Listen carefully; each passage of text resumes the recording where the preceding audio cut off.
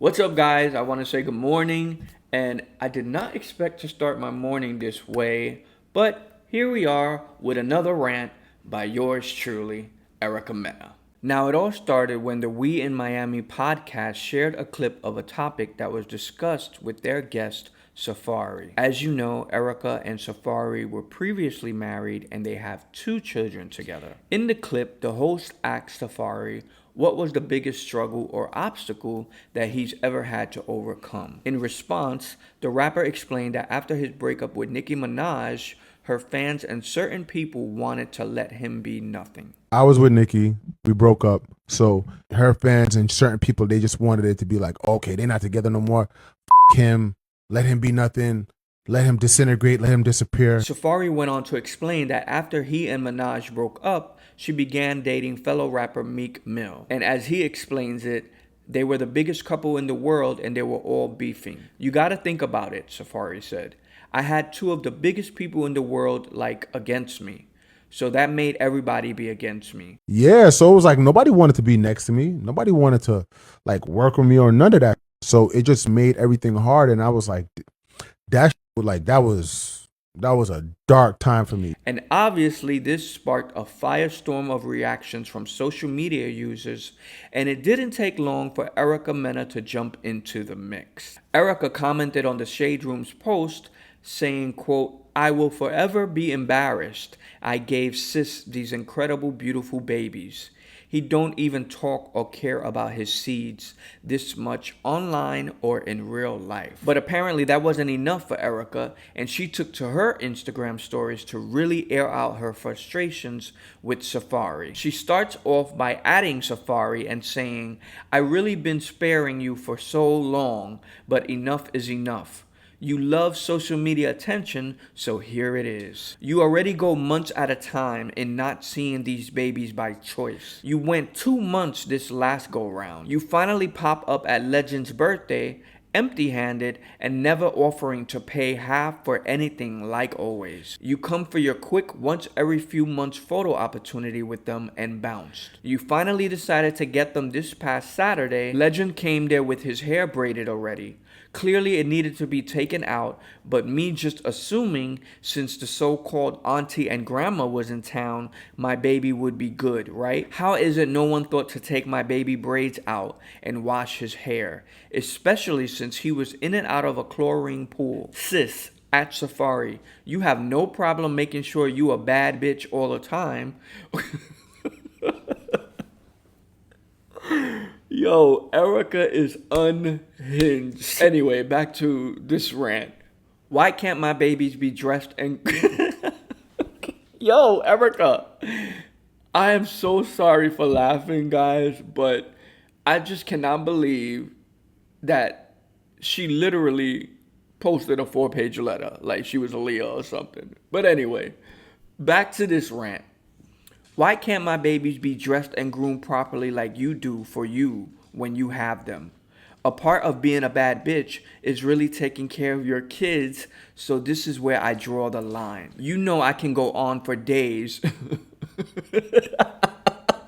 Yo, Erica is killing me. You know I can go on for days with all the spiteful ish you don't do for your kids just because you think it's a way to hurt me, but not grooming and properly dressing your kids every time you have them, it's just honestly despicable. I already be having to eat shit how you purposely dress my kids so sloppy and cheap because you know that's the one thing take pride in outside their education. You don't pay for school, you don't pay for healthcare, but yet you claim you sell it. Their activities, you don't do anything to chip in to help for their birthdays.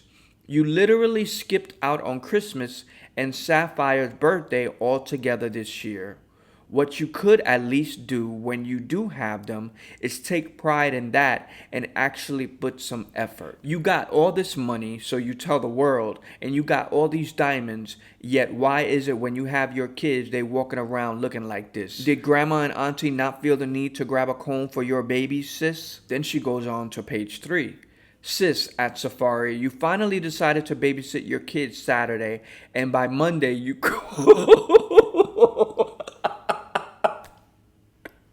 Yo, you know what's killing me, y'all?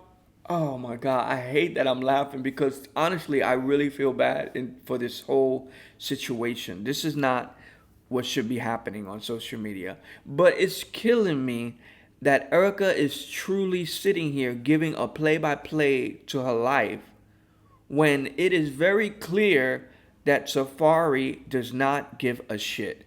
He has been showing you this time and time again, and time again, you go to social media. It's almost like you're just trying to prove to everyone, like, look, look, look, he doesn't do anything. Look, look, look, he's still hurting me. Look, look, look, he doesn't care. When, why are you not accepting that for yourself? Why are you trying to tell us that and not accepting it and telling yourself that? Anyway, back to this. Sis at Safaree, you finally decided to babysit your kids Saturday, and by Monday, you calling yourself putting them in summer camp. You know I paid $2,700 a month for their education alone. That's all year round. You know how I am about keeping their minds stimulated. You know I'm big on them having a routine. If you was going to take them to just only put them somewhere random, why not bring them to the school you helped me pick out but don't pay for? But really, you barely see them as it is, and it's summertime. Why aren't you indulging in your kids you never really see, even though you live 30 minutes away? Why can't they be dressed and groomed properly when they are with you? Whew. Listen, I am exhausted just reading this shit. And like I said, I get it. Erica is hurt. She has a right to feel how she feels. But my thing is, it's time to redirect this pain elsewhere. You need to go to therapy. You need to talk to some friends. You need to, I don't know, go to the gym. You need to do something to release this pain out of your system and move on. You have got to find a way to heal from this situation. Because if Safaree has showed you one thing, as I just said earlier, it's that he does not give a damn. And apparently, he's shown you this over and over again because you keep trying to tell us over and over again on social media. And the sad thing is that this is all going to be seen by the kids when they grow up. Like, I really do feel for Erica because getting your heart broken by someone you love and you really put your all into is painful as hell. And love can truly be blinding to where you probably give multiple chances when you shouldn't.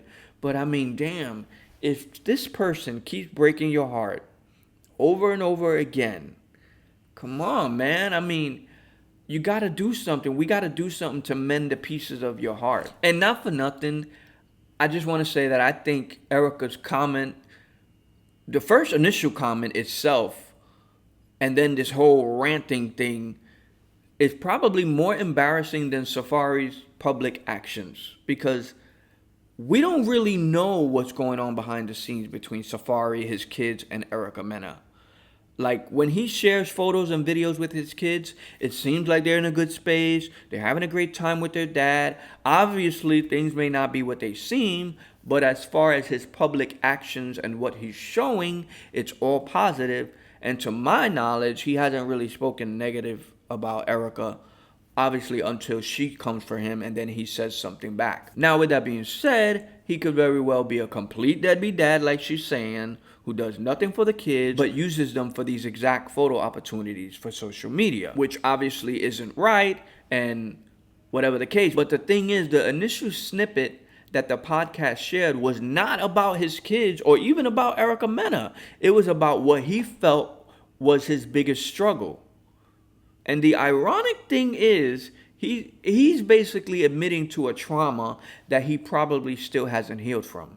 Which, as we can see, Erica herself hasn't healed from her own trauma with Safaree. And we have to remember, Safaree and Nicki Minaj were not only in a romantic relationship, which obviously is already a devastating blow when it's ended by one person, but they were also in a business relationship. You know, his livelihood depended on him making money off of music and entertainment. So if an entire industry is allegedly shutting you out, you essentially can't make money. You can't live anymore the way you've already been doing for years. So yeah, hell yeah, that's going to be an extreme struggle. And furthermore, if you as a man or woman have not healed from that said trauma, you're going to enter every relationship after that as a broken person.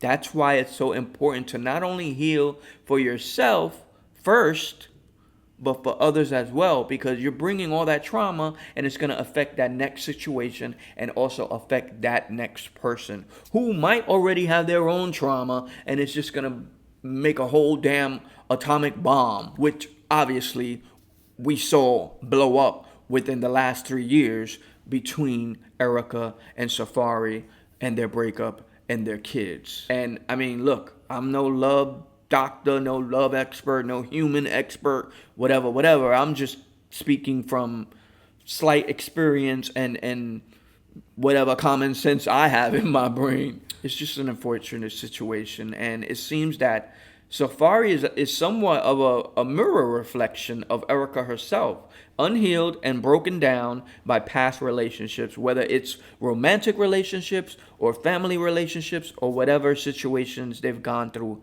in their lives. And it's just not a good situation, and it's not good to air all your dirty laundry online. We don't need to be knowing about this. I don't need to be doing a video on this at 8 o'clock in the morning.